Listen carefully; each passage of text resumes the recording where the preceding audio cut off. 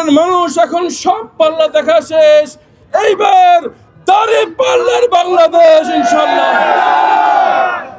হাজার মানুষ, লক্ষ মানুষ ধরে দিচ্ছে, ভয় পাই না দাপটে, জবাব দেব ব্যালটে ইনশাআল্লাহ। সবাইকে এই ছুটির সকালে মাঠে নেমে এসে আজকের এই কর্মসূচিকে সফল করার জন্য অন্তরস্থলকে ধন্যবাদ জানাচ্ছি। আলহামদুলিল্লাহ। আমরা শুনতে পেরেছি কিছুক্ষণ আগেই বাংলাদেশে ভূমিকম্প ঘটে গেছে। আল্লাহর কাছে দোয়া করছি, আল্লাহ আমাদের সকল জনগণকে নিরাপদে রাখুন।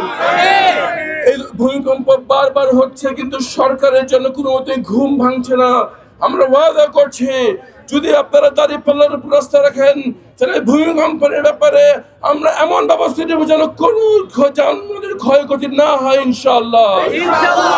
সর্বোপরি আমাদের যুদ্ধ আজকে শেষ নয়, আগামী 2 মাসের প্রতিটি মাস, প্রতিটি সপ্তাহ, প্রতিটি দিন, প্রতিটি ঘন্টা মহামূল্যবান।